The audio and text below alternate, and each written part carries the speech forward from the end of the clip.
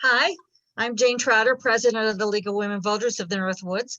I'd like to welcome all of you to our annual, not our annual, excuse me, our monthly meeting. And today we will be hearing from Eloisa Gomez. I will introduce her in a moment. Just a couple of things before we get too deep into this. A reminder that the League of Women Voters is a nonpartisan organization. So with that, we are dedicated to voter education and participation. And we will have a chance for questions and comments, and just keep that in mind should you be making comments. There will be a chance you can enter your comments into chat, or and then we can see at the end of the program, we'll have some time to address those. And I think that's it. Before I introduce Eloisa, though, I would like to, the League of Women Voters of the Northwoods would like to remember that we practice democracy on the traditional lands of the Ojibwe, the Dakota, the Menominee, and the Ho-Chunk nations. And we may be starting our meetings like that always from now on. So with that, I'm going to introduce Eloisa Gomez. She is the current chair of the League of Women Voters of Milwaukee County's Comite por Voto Latino, Latinx Voter Outreach Committee. This committee has been working for the past 3 years on registering Latino voters and promoting voter education on Milwaukee's Southside in participation with a variety of community partners. She is the current co-chair of the League of Women Voters of Wisconsin's Community Alliance Committee, CAC. She has held this role since 2019. The CAC is a learning community, currently 6 leagues in Wisconsin, exploring and implementing strategies that further the league's statewide commitment to diversity, equity, and inclusion. Eloisa is the co-author of Somos Latinas, Voices of Wisconsin Latina Activists. This book shares the story of 25 women with Wisconsin ties. From outspoken demonstrations to collaborative community builders to determined individuals working for change behind the scenes, Somos Latinas details the inspirational lives and their array of community building actions. Eloisa is the former Milwaukee County Director for the University of Wisconsin Extension, Cooperative Extension for 11 years before she retired in 2018. And we are very privileged to have her come and address us today. Thank you. Thank you so much, Jane. I'm so glad to be with all of you today. I wish I could be with all of you, not necessarily today in this kind of weather, but up there in terms of in person, but I'm hoping sometime in the future I can join you. I'm really pleased to be here and present. This is a brief, I'm going to provide a brief PowerPoint presentation, and I'm hoping we'll have the time more dedicated towards a dialogue about what DEI is all about and how does that get implemented. Sort of one thing I want to say is Jane mentioned about my work with Comite por el Voto Latino, the Latinx Voter Outreach, is I joined the league because I really wanted to not sit on my hands as it relates to voter education and civic engagement. And I thought that the league would be my vehicle to do that. And more specifically, I had the interest of working on Milwaukee's south side of Milwaukee, which is the heart of Milwaukee's, or really even Wisconsin's Latino community. And in doing so, I still feel like I'm on a learning curve. Who are the Latinos on Milwaukee's South Side? They are recent immigrants to people who have been here 4 generations and everything in between. So there is still so much for me to learn, even about my own community. And segueing to my role with the Community Alliances Committee, I have felt right from the onset that given my own personal experiences and professional experiences, that there's so much for us to learn, and perhaps we learn best when we learn together. So with that spirit in mind, I feel like we've had a fabulous committee of people very dedicated towards saying, hey, we're struggling, We're trying to figure out how to do this. So let's learn together. There's no necessarily right or wrong. We're here to figure out how to support one another as we're on this learning curve together. So that's kind of almost in a nutshell about what my presentation is about. But I just wanted to give you the spirit of, I think, where I'm personally and professionally at, because we have a huge undertaking, particularly when we think of last summer. What has happened historically, and particularly what happened with the Black Lives Matters and the calling out of and the attention to some horrific situations that have occurred, and the community responses all over the world, really, but particularly, as we know, in the United States, we are now called to really take this on at a real deep personal level.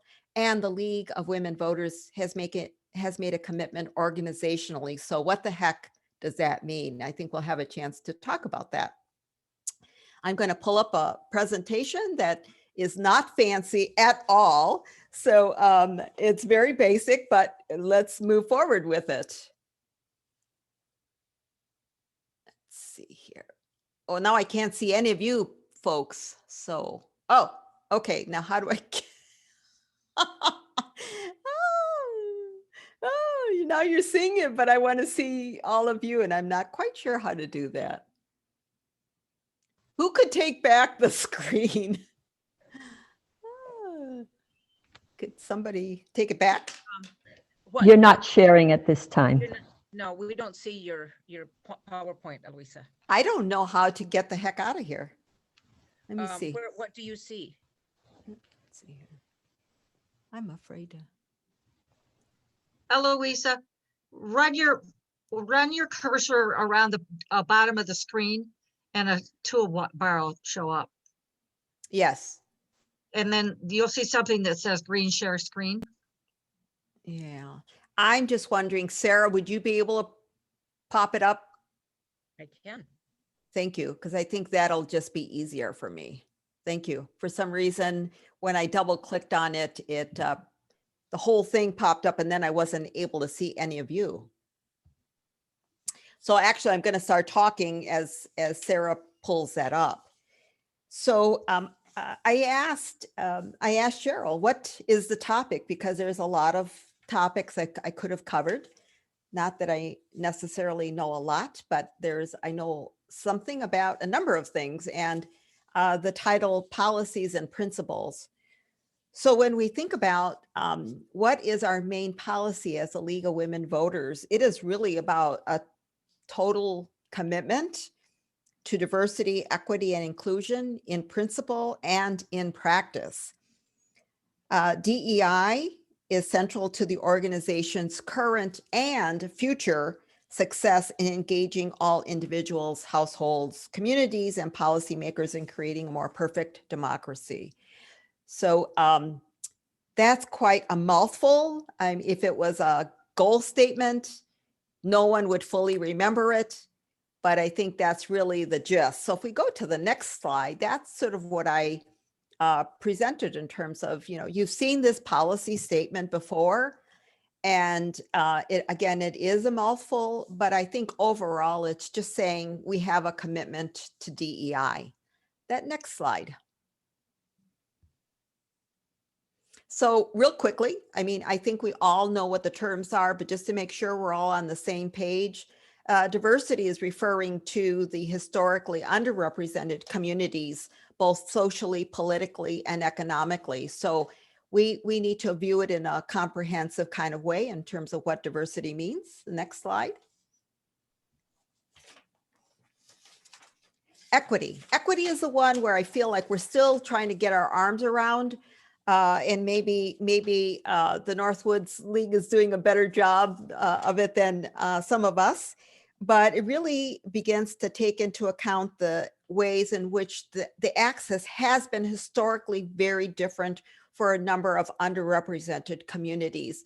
So the idea or the concept is that the systems there has been institutional racism, and as a result, communities have experienced oppression, and some communities have definitely experienced privilege. So the idea here is with equity is how are we going to tackle doing a better job at ringing up those that have had less historical connection to the privileges that others have. And that's something, again, we're going to have to try to figure out how do we do that? Next slide. Inclusion. I think we have a sense of that as well, you know, that we really are sort of pulling together diverse individuals. I think the notion of how do we fully engage them in a participatory decision-making process in an organizational sense, I think that we have a lot to learn about how do we make that happen. So that's why I think that the learning curve is that we all share that together, what works and what doesn't work, and how to support each other in making ourselves a more inclusive organization. Next slide.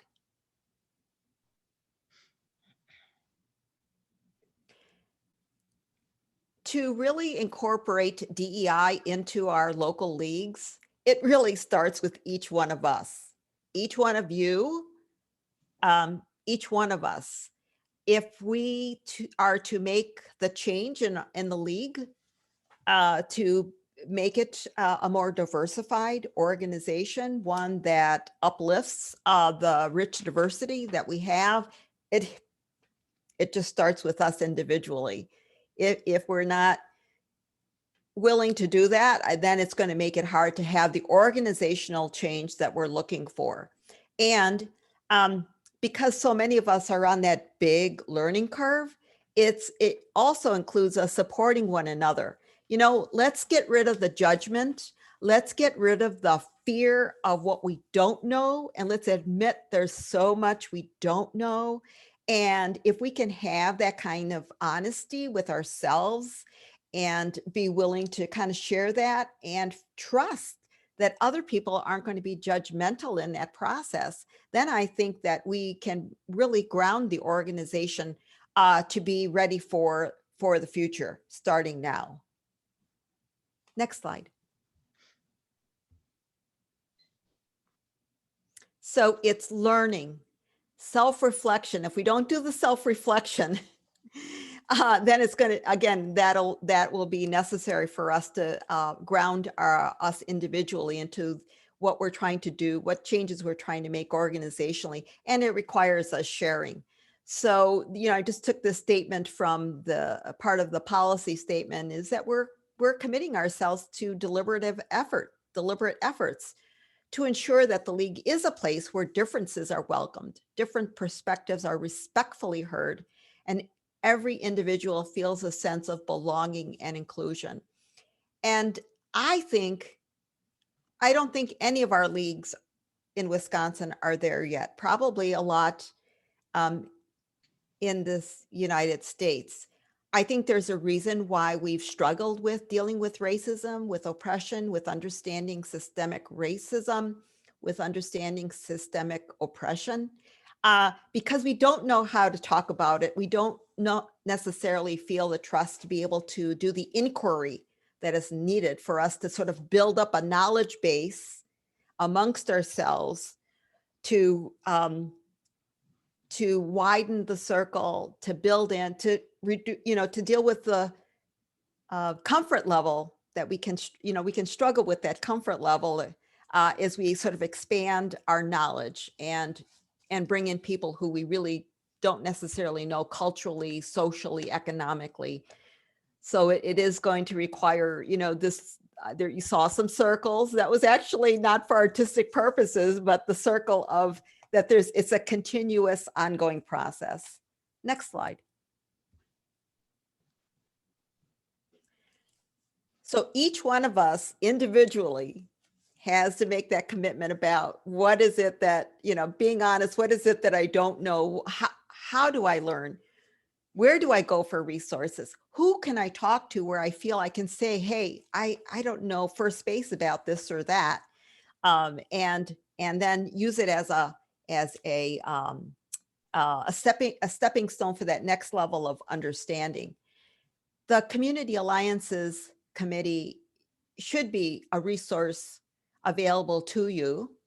as Jane mentioned, that we are a community that is mutually supporting.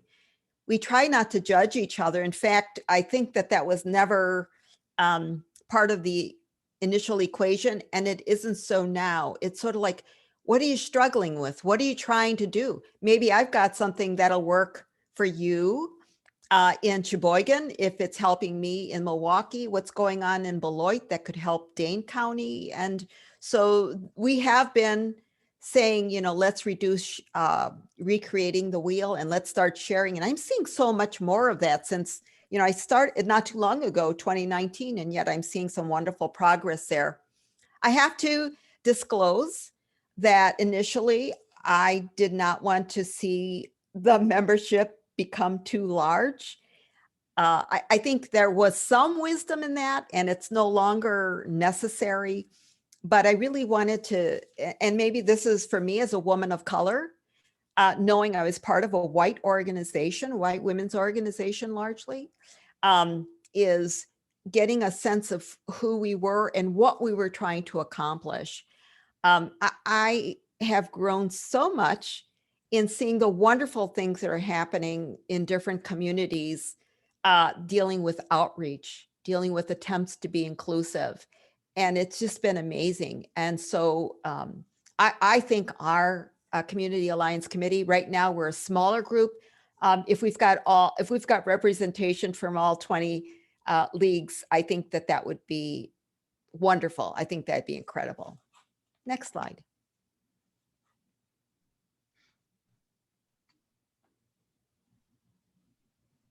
So we, as you know, you already are offering opportunities for growth in the area of DEI within your own league there in the Northwoods. It's happening in different parts of Wisconsin. So that's the local leadership effort trying to further develop DEI. Then there's, of course, our Community Alliances Committee, which is in the process of now creating a more transparent or a concrete plan and more transparent. And that will be available in March because we're just sort of finalizing at the end of February what we think a plan we would like to offer to all the leagues for the remainder of 2021. And it will include offering and improving online learning. It'll hopefully increase networking opportunities and to share strategies in it, as I mentioned before, including our struggles of how do we strengthen DEI in our respective communities. Next slide.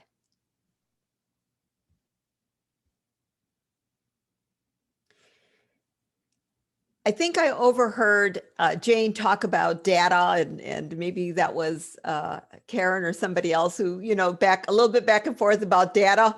Well, and it's not a surprise. In fact, I guess I was initially surprised because I have to supply data to our Voter Services Committee of our activity on a monthly basis. And our Comite por el Voto Latino also is creating a baseline. We're actually trying to, in Milwaukee, we actually have ward-based data. And I don't think that that's readily available in other communities, but we have kind of a rich amount of ward-based data. And the idea is, for Comite at least, and I know for the other leagues, is what's the baseline? What's your starting off point? What direction are you going in, and how do you know you got there? And can you label when you got there success or not successful? And so that is what has been happening recently, is to standardize a membership form, membership survey rather. It has become standardized. There's some interesting questions on there. And that is to begin to understand a little bit more who the current membership is. And that's for more of seeing what's our progress, or where are we stalling, or so what additional support do we need to then continue to move forward. Then there's the DEI survey, which is now the membership survey, of course, is at the individual level. the DEI survey, which just went out. I'm not sure exactly when it went out, but it is due later on in February. In fact, I think next week or the week after, where we're asking the organizations, the local leadership of all of our 20 leagues here in Wisconsin, tell us more about how you are trying to implement DEI. That's another baseline information that we're trying to have available to us individually in our respective leagues, as well as, as we're forming learning communities across the state, how are we, going to go about doing this further? Next slide.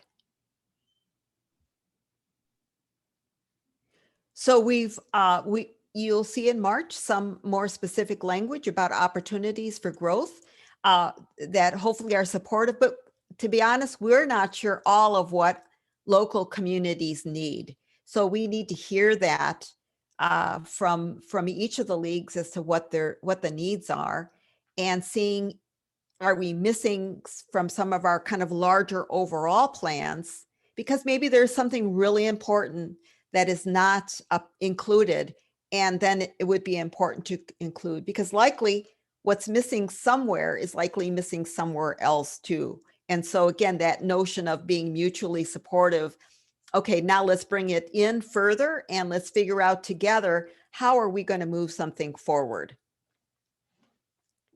All right, the next slide. And I think that might be the last one then. Buena suerte. That means I'm wishing you all good luck in your efforts around DEI. In Milwaukee County, we are the most diversified community in the state of Wisconsin, and we're struggling with, how do we be an inclusive organization? The African American community in Milwaukee has a history, a culture that is not fully understood, I would say, organizationally from our local league. How do we better educate ourselves as a step to becoming more inclusive? And the same thing, we have a very large Hmong community here as well. We have the largest Native American community in Milwaukee, and we have a long ways to go there as well. So that's why I feel like, boy, we're all in this together. And so that's why buena suerte is an important wrap-up statement for everyone. I'm wishing everyone good luck. And mil gracias means 1,000 thank yous to all of you for allowing me to be part of your evening tonight to talk a little bit about DEI. So with that, I think I am done, and I would love to talk with you further about ideas, struggles, questions, other inquiries you might have.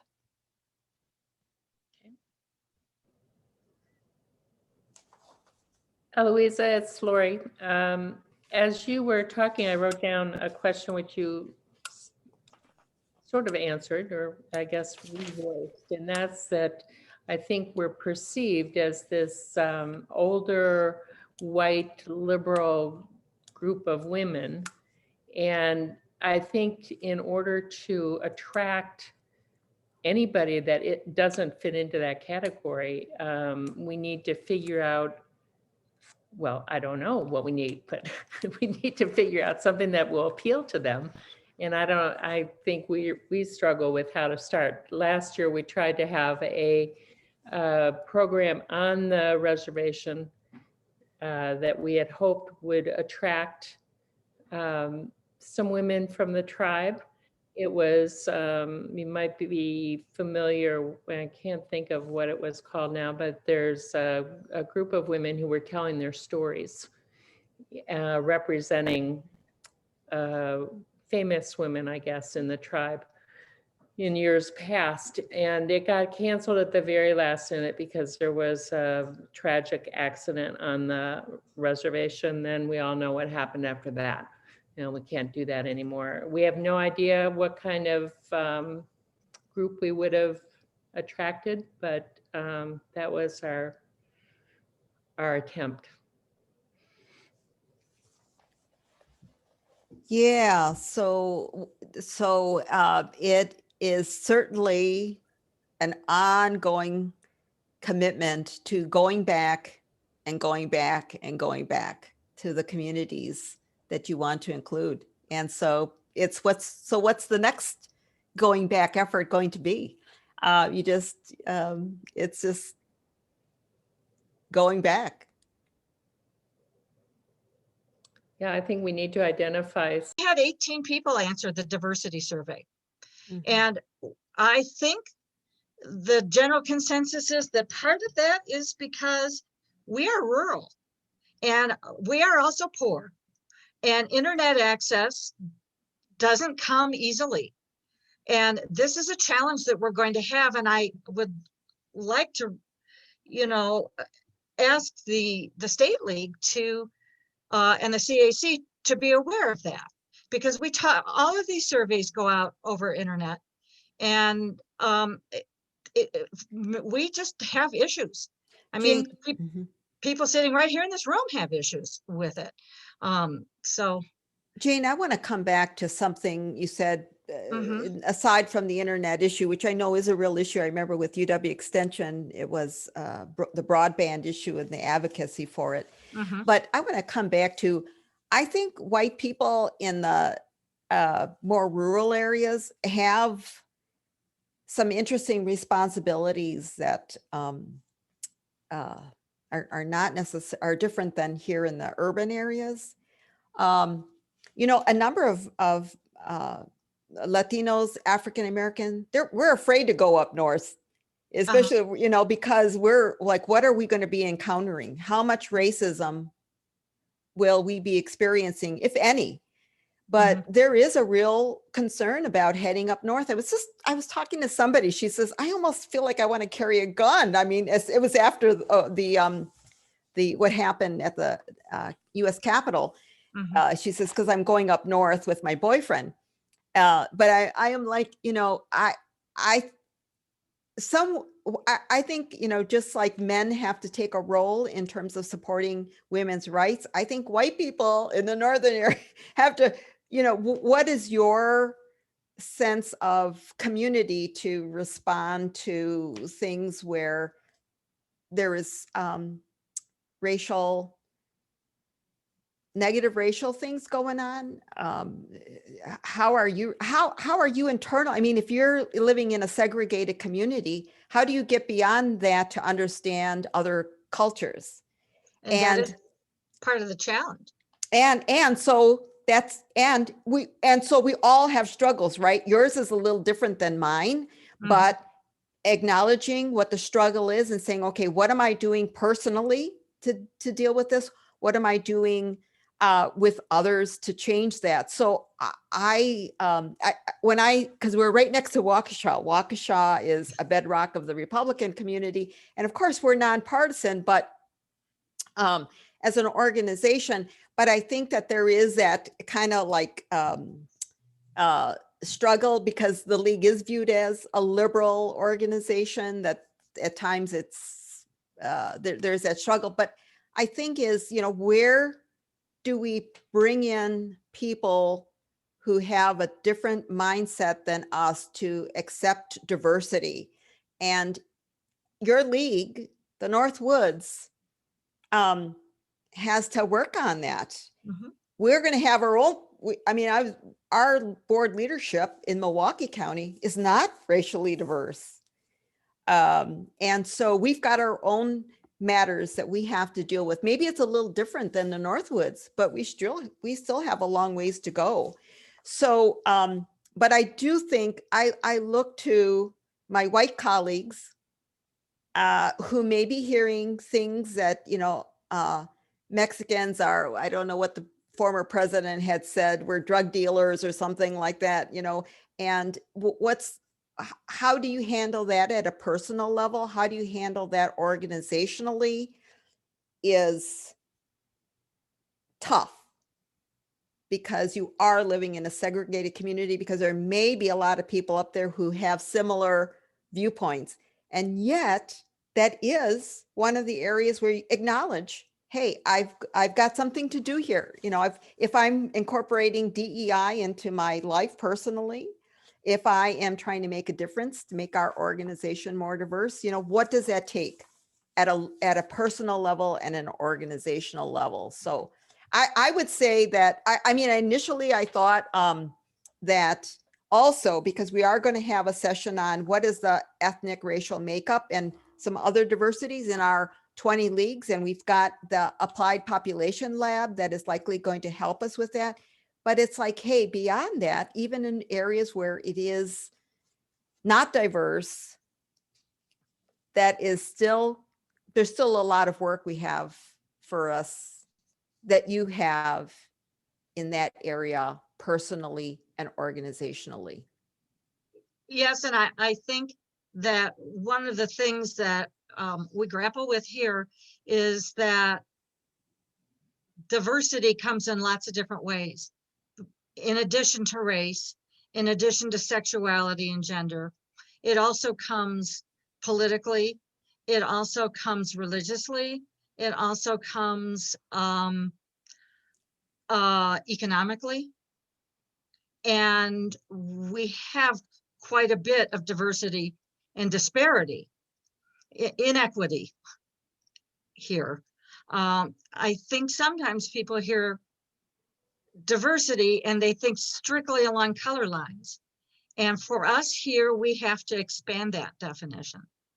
And we should, all of us, all the leagues, everyone beyond the leagues too, right? I think it is broader than that. So let's just say the Northwoods picked the economic disparity. You still have to incorporate race and ethnicity into that as well. Oh, yeah. But then you said, hey, we're picking the fact that we have low economic communities in where we are at, and we want to work on this, but not by putting aside other diversities. So I know, I mean, because I grew up in an economically disadvantaged community much of my life. And so I know that race and ethnicity is still going to fall into that picture as you talk about economic insecurities, things like that. So I just think, I mean, let me just ask you this, as white people, because that's who I'm seeing around. I mean, do you feel like you need support to deal with understanding your privilege as white people? And how do you do that so you're supporting one another? Do you not talk about it because it's hard to talk about? How do you see that growth happening? Somebody else want to pop in here?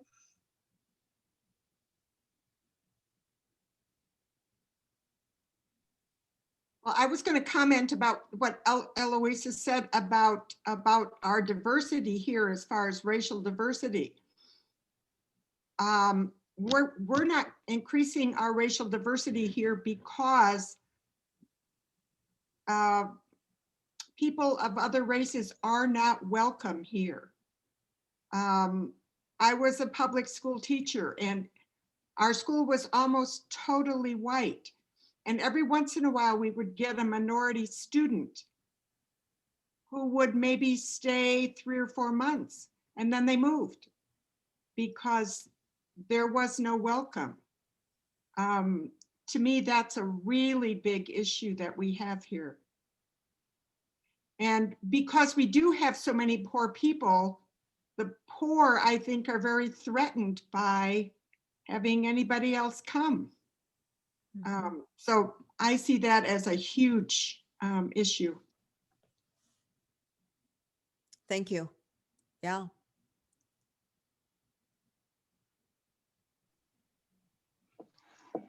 And Eloisa, this is Sue, and I think you raise a very good point that I've been sitting here thinking about ever since you said it. But, you know, how do we, as basically white women of economic privilege, because, you know, I think we're all doing okay compared to a lot of people in the community. And I guess I hadn't really thought about what is our outreach to those that, you know, are in an economic disparity. And I guess that is something we're so busy of just reaching out to register people and you know, get education out there, but I don't think we've really focused on that. And I think we have opportunity to think about that question in particular, because there are, I'm sure, a lot of individuals that if we could figure out how to be a little bit more user friendly, that, you know, I think there's opportunity there. That's a great question. We Thank you, have, Sue. we have had discussions on the cost of membership and the funding of membership. To be a member of our league, it's really, I think, only $6. The majority of the membership is for the National League. And so we have had discussions because we don't want the cost of a league membership to be a deal breaker.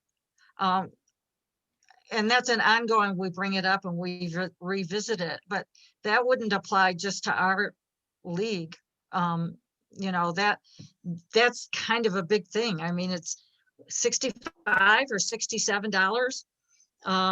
And at least half of that goes to the National League.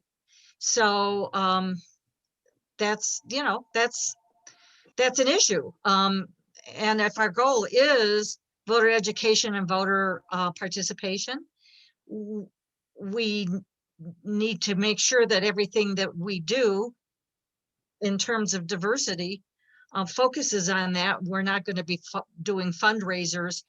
You know, I mean, it's a challenge. So I don't know, have we have some youth scholarships, don't we, Yo?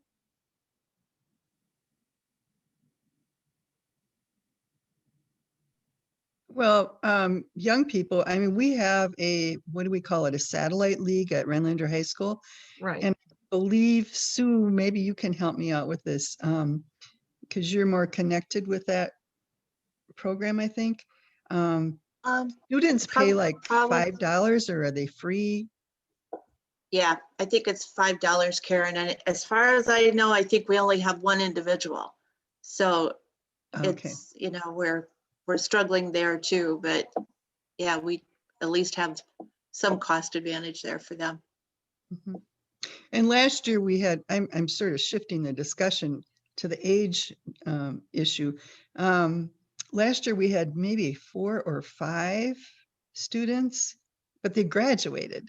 So they're, you know, not a group that's going to stay with us. They go off to college and they're gone. So one other thing I wanted to bring up, someone in the chat said, anytime I talk to folks about the League of Women Voters, they point out the word women and sometimes challenged it. And I'd like to acknowledge Randy and Larry, who are here tonight. Thank you for coming. And we do have male members. They're not as active, but we have a number of male members. So is this an issue of diversity? Lori, you're Yes. shaking your head. I'd say yes. Absolutely. But I think that men, because we have in Milwaukee too, and I invited my sons to join and one of 2 joined. So, but I don't think that, and we should ask our men that question in our group here tonight, but it doesn't seem like it stops people from joining if they're males, but I don't know. You had mentioned 2 people that are on. Maybe they should say something. Well, I don't want to put them on the spot, but yeah, Before we do that, I just want to not ignore your question about white privilege. I think it's something that a lot of us have had a growing awareness of.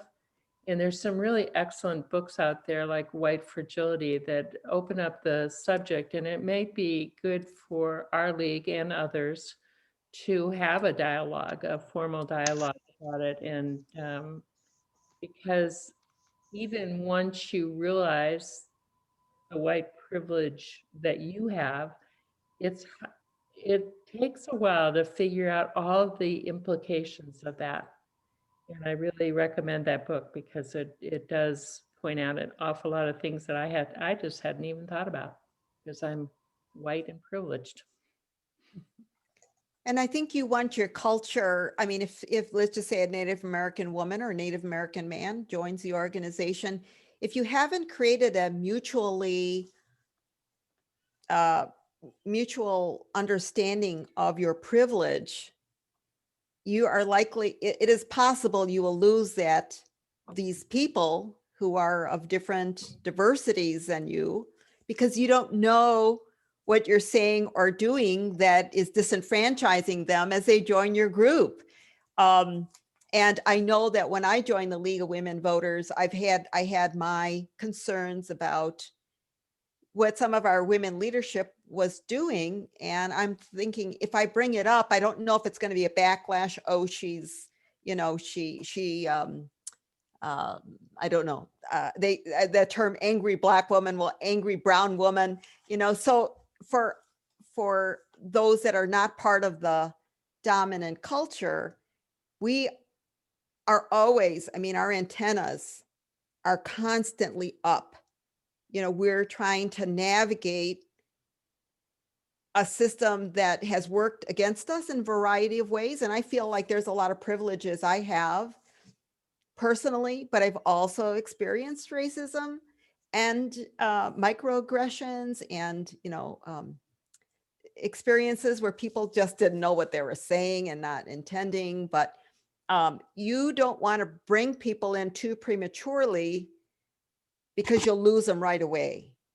And so I do really recommend, because I'm looking, again, it's largely white people here I'm talking to. It's like, how do you all kind of support each other and learn together, so that as you do, because you clearly have a commitment. So we're going to say, hey, somewhere in the near future, you're going to be bringing on the diversity that we're looking for. And will you have an internal culture that will support those individuals when they come in? If you don't talk about it, if you don't work on it together, then I think you're not setting it up properly for the people that you will be bringing in down the road. I think, Larry Roth, did you have something you wanted to say? You had unmuted your mic. Well, yes, I guess I look at the group here, and I think there is some, I won't say exclusivity, but there's certainly a predominance of women, and men just don't feel terribly welcome. And I think that's probably true of everyone that's not a part of the group right now. But So I guess I joined in because I'm very concerned about making voting far more easily accomplished in a educated way, not just filling out a ballot because you feel this way or that way that day, but an educated voter.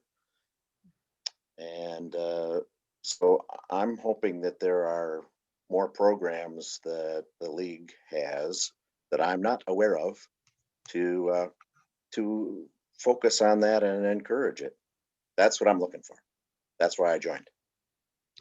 So Larry, what suggestions would you have for our organization to be more welcoming to men? Well, I think overtly stating that all are welcome to, let's say, a program in the local community center that explains candidates and their positions, or just helps encourage voting as a whole. I've seen that done once or twice. I'm not sure I've seen it in the Northwoods, but I think more in the Appleton area. But overtly ask people to come and really restate what it is that the league is all about. Thank you. And I believe Joan Hauer also has something to say. Well, we've had this influx of new people moving up here since COVID, at least, the numbers of new children in schools is noted. And if you try to buy property like I'm not, Manitowish Waters, for instance, there's nothing available. The people who are moving up must be people who are able to come up and buy homes. And this isn't like a hardship kind of thing.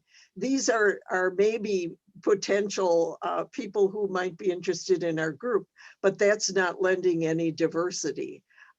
It's just, and then it just kind of, the disparity, you know, with the people, like we see at Caritas and the, you know, critical, the working people who are working 2 and 3 jobs, and as the values go up and they're trying to keep their heads above water, you know, it's almost like a perfect storm. I think there are things that we have done in the past that have been successful. And I think it would be worth going back and looking at those too, because it's clear when I think about it, we had the league co-sponsored several different things that the UU did, and the St. Francis Project when it was going. One was the author of the book, Growing Up White. And that was a huge impact. Anybody who heard her and read that book, a lot of people I know personally started thinking about the kind of questions, Eloisa, that you're inviting us to do. But it isn't something that the league can do by itself. Oneida County has 35,000 people in it. That's not a lot. We don't need to go in silos. We need to be looking at the places where we can team together. Last year, there was a poverty workshop, wasn't it last year, Lori? Yeah, that was great. And that was a good program too. And people from all over the community came. These are, and we did have Emilio de Torre come up and speak to us on Martin Luther King Day several years ago. And we had somebody from the Southern Poverty Law Conference come once a year. And it's too much for one group to try to do this, but I think there are opportunities to team up and to share. The university women are doing lots of programs too. And we wouldn't even be here as a league if they hadn't invited somebody to come up from the league to start out. So I think that we can continue to look for those kinds of consciousness raising opportunities where we can co-sponsor things. I think that that's something, you know, that we can, and sometimes we can originate it, but we can't. We're going to need to be successful to share it outside of just the league. Right. So I think those are. Yeah. Yes. Nancy is Nancy is a social justice person from the UU, and we did have a event planned for Martin Luther King, which we canceled just because it was right around the 6th. And we just felt we were going to draw a lot of weirdos out of the woods, you know, and just cause a lot of trouble. But these are challenging times. So Nancy. I just wanted to say it kind of is going along with what you say. This Sunday, well, it's on now on our website, nuuf.com.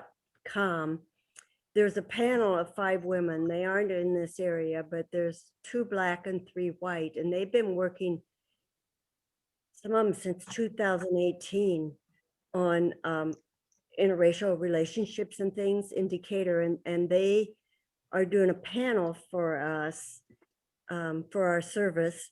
And it's quite interesting. It might help with the difficulty that you face in really getting together with people. I listened to it. I think it showed up last night or the night before, 2 nights ago.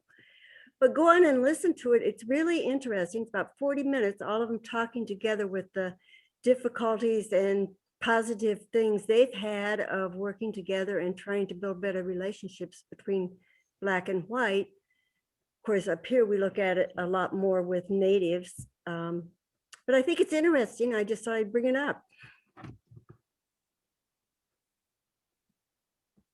Dorothy? Eloisa, I was wondering what and who, in your experience with the League, has made you feel comfortable and empowered? Thank you. That's a good question. I have to say that's part of how I was navigating my involvement with the League, is when some of the women, when we came up with strategies to further connect with the Latino community, which might have required money, but connections, other resources, they said, yeah, we're going to help. We're going to help make you do that. And I'm like, wow, that's exactly what I need. And that really began to build the trust for me with them. Fortunately, one of them, and the key one, is somebody I had known outside of the League for many, many years. And she was the one who said, you know, come on, let's get it done. And because when we started, Comite was very small, and it continues to be small. But there's so much we don't know about. The League has a strong infrastructure, and our Latino community needs that move to bring the infrastructure into our community. It would take me way too long to do it on my own. So when our League president, our past president before this one, a couple of women in voter services and beyond said, come on, let's work together. That helped me. That helped me, not just me personally, it helped with the women that I brought in to the League, Latinas, other Latinas, men and women, who is like, okay, now they also began to have a trust level with the League because we saw them wanting to support our work. So our work was their work. It was one and the same. It was just our white women can't go into our Latino community and do this. We can do it a little bit better as people who live in the Latino community. And it's that kind of merger that was made, that trust happened. And we're still on a trust curve with each other as new leadership comes up. We don't know them. I don't know if they understand, racial diversity or other diversities. So, but now we built a history. And so I really feel like for the work we're doing in the Latino community, that's helped. The League of Women Voters in Milwaukee County has a ways to go in building its relationship in the African-American community. And hopefully there's going to be similar kinds of efforts occurring there as well. Thank you for that question, Dorothy. I don't think I've been asked that question. Well, I'm gonna probe a little deeper, if I may. What individuals, what sorts of organizations did you go to invite people or to attempt to involve them, include them in the League? We talking about school kids, teachers, religious groups, it's all notorious community activists. I mean, who did you go to? Yeah, how did you rope them in? Yes, so I pulled in some of my old buddies from years ago as the initial group, and then we said we are going to target nonprofit organizations, of which there are many on the south side of Milwaukee, and we're going to go to the churches, which we've not been as successful. Even though so many of us Latinos are Catholic, it's been hard to, but we have made some progress there. We're going to the schools. We've making some good progress there. So it's a blend of the League has a certain level of infrastructure, and we brought in, see, we can walk in the door to some places and get a response, and a number of white women can't. So that combination has allowed us to form some good relationships with people and organizations on Milwaukee South Side, where now in November, we were the go-to group to get to the League's larger infrastructure. They came to us and said, tell us more about what resources you have so we can go out into the community and reach more people around voter education and voter knowledge. Dorothy, I don't know if I answered your question and you're on mute. Did you go to small business owners, people, Yes. you know, community businesses, so local stores and restaurants and, you know, family business owners and stuff. So the business community, Yes, the Latinx business community, were they receptive? Yes, one in particular, and that was the dynamite one. We hit the nail on the head, if you will. We have a small chain called El Rey in Milwaukee, and he and his wife are so supportive of promoting voter education.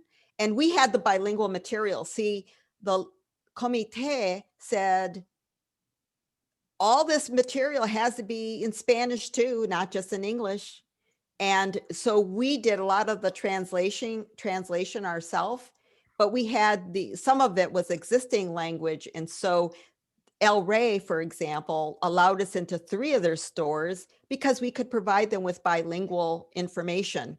Most of our white leadership, they're not Spanish speaking, and they relied on us. And fortunately, we had some excellent translators. So we were viewed very credibly in some of the communities that didn't know us. So we take along our work and we bring the league along with us. And it's been a good marriage in many cases.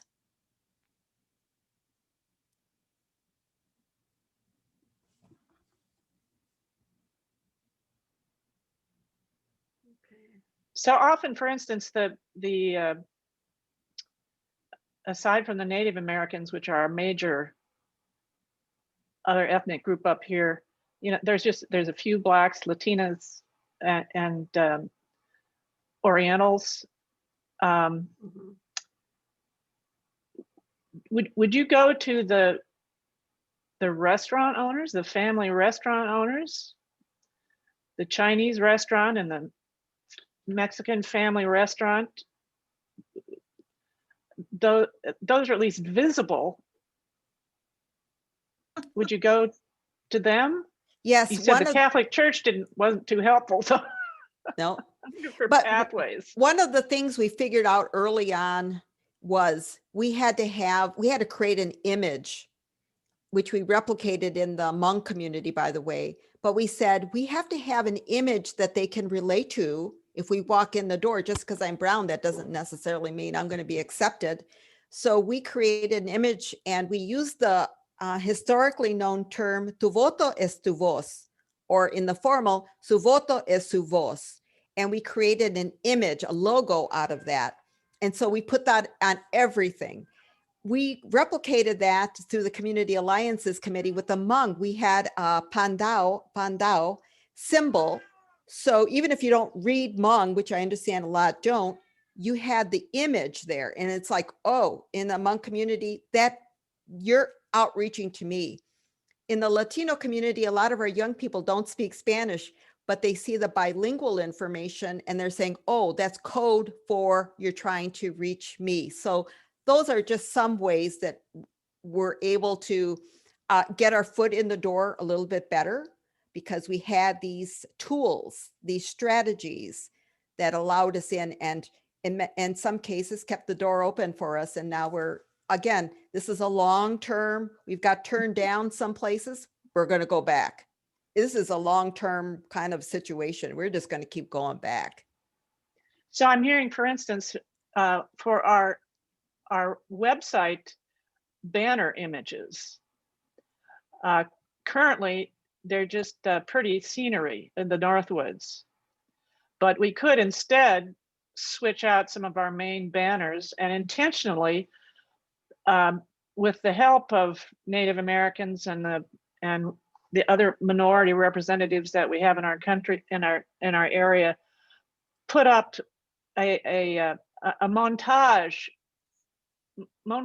photographs, montage graphics, to include photographs and keywords and phrases that would strike a good chord with the minorities, the diverse folks in our community. I think that's a great idea. And when we created our logo in the Latino community, it was a Latina designer of it.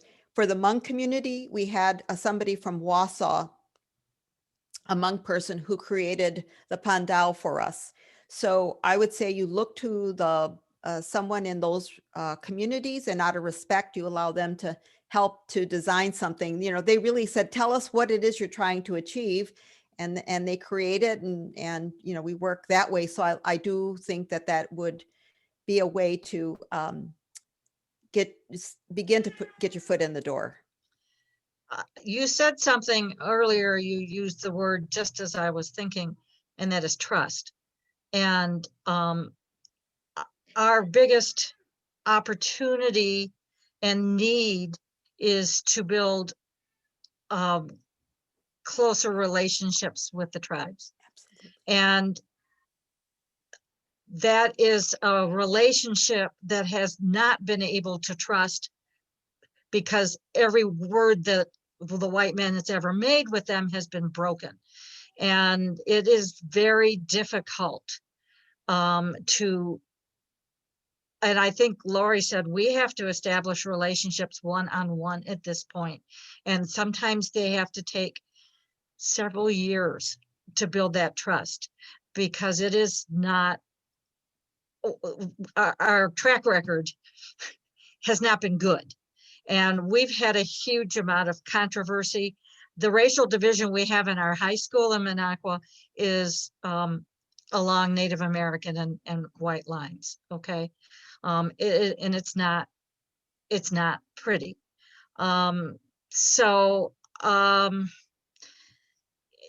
It's going to take a long time, and it's at one point, for instance, we had the idea that perhaps if we could put voter registration information in the tribal office, so that when people went to register with the tribe, which is the first thing they do when they move in to the Lac de Flambeau area, they could also be given voter registration information.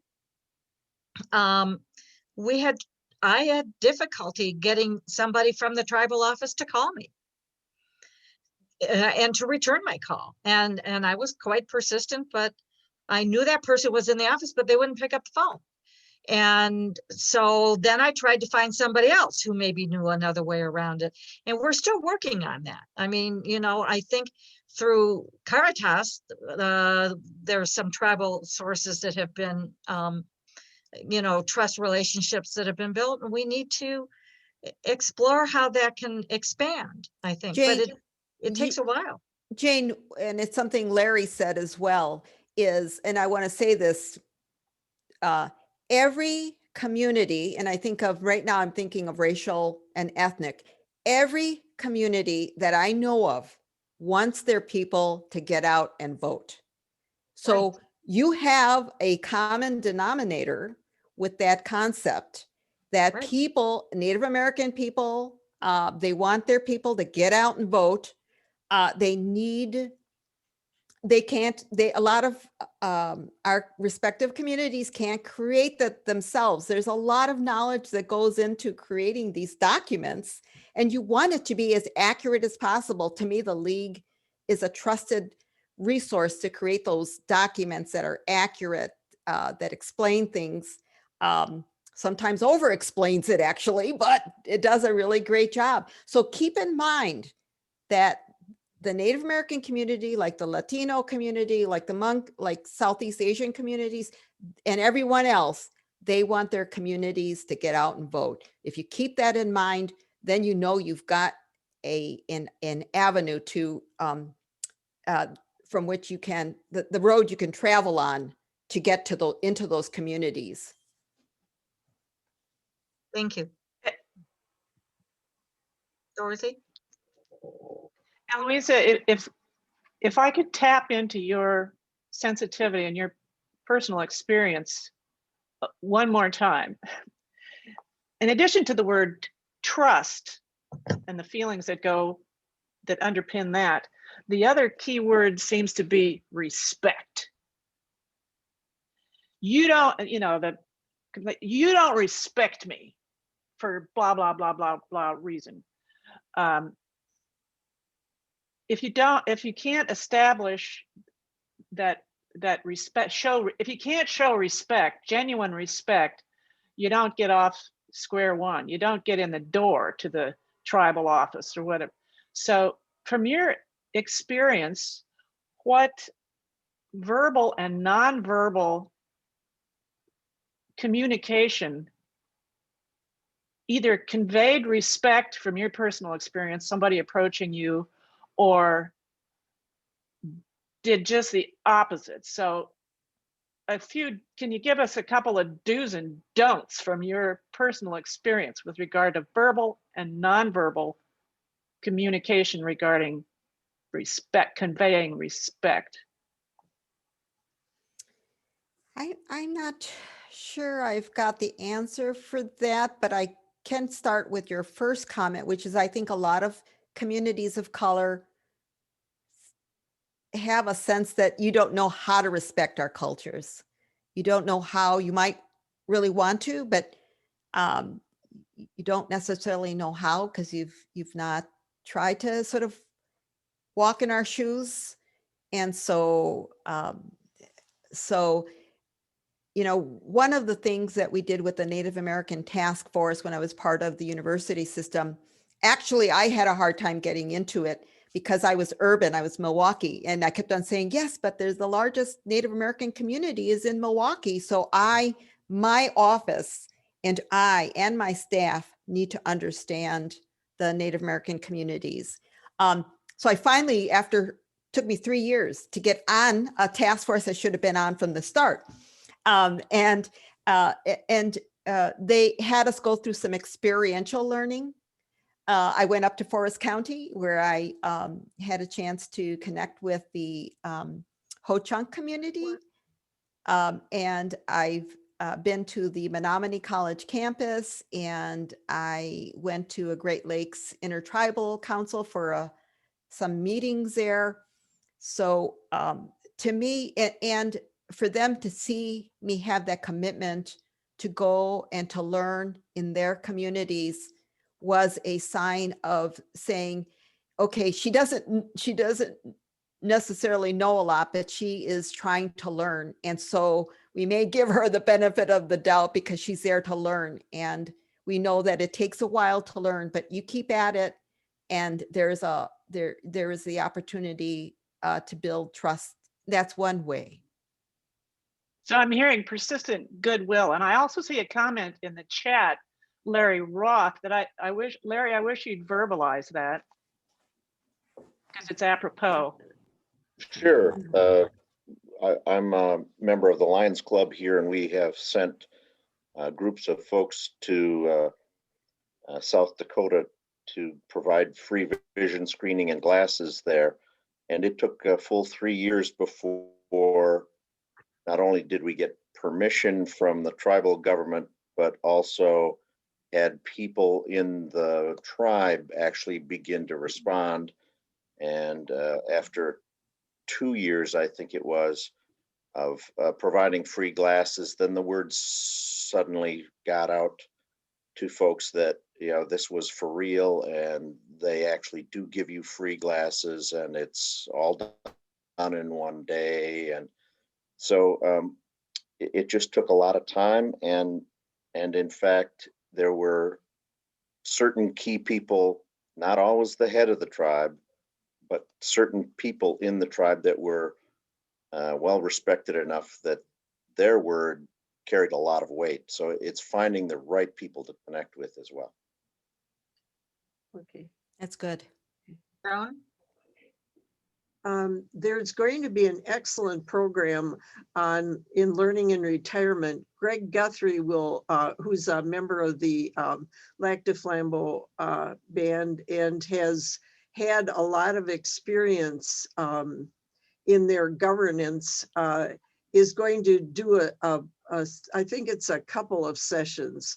And it's something like walking in both shoes, his experience, but trying to walk, you know, as a tribal member and then as a community member in the white community as well. He has done this in the past for like FE University and done other courses. It's just excellent. I've done it before. I'll do it again because I learned something. He really keys in on that sensitivity, and just there's background information, but it's the sensitivity, you know, to the cultural differences and building respect. And I just encourage you, if you can take the time to look for it in LIR, and it's well worth your time. I have Those are all Zoom. I Jan? have the thing right here for learning in retirement, because my husband and I were thinking of doing it. The class explores the divergent cultures of people living on borderlines, people who live in two worlds on a daily basis. The class will focus on the community of Lac du Flambeau with its rich Ojibwa Indian history and traditions, and the other non-Indian people who made Lac du Flambeau their home. Greg Guthrie, a member of the Lac du Flambeau Band of Lake Superior Chippewa Indians, will take us on this interesting journey toward a better understanding of one another. And I live on the res. So Good. Louise? This is reminding me of a book that I recently finished. It was called Uncomfortable Conversations with a Black Man. And to me, the most important part of the book was that we as white people assume that we live in this very lovely white and that other people want to be just like us. And that to me, you know, I'd never really thought of it that way before, but I think that's a really big problem. It's we invite other people to come to our world. And why should they? Yeah, even the welcome, the wording of welcome, you know, we don't, you know, we used to say we welcome everybody to land that isn't ours in the first place or didn't start out as ours. Welcome implies a certain ownership that we think we want to be welcoming, but that's a charged word. So we have to think about that. So I would like us, I've got my eye on the clock and I'm thinking that we need to start wrapping up. So does anybody else have something to say or a question to ask of Eloisa that we haven't covered? Well, thank you so much, Eloisa, for helping us and walking with us. And I may get back to you because I think we are going to probably need some more support and guidance from the state league as we walk through some of this. And but know that our hearts are all in the right place, male, female, and they, however it works. And so the only other thing I would like to say is that our next program will be March 9th. What did you say, 1 o'clock? I can't remember, I wrote it down, but now I can't find it. And it's about celebrating government transparency. So that will be our next public program. And thank everybody for attending, and if you have more questions or more ways you want to get involved, any of you can send your inquiries through the information LWVNOW email. So It was a pleasure to meet all of you. I hope I'll meet you in person someday post-pandemic, and it would be great to do that. Thank you, and best wishes to you. thank you. Thank you.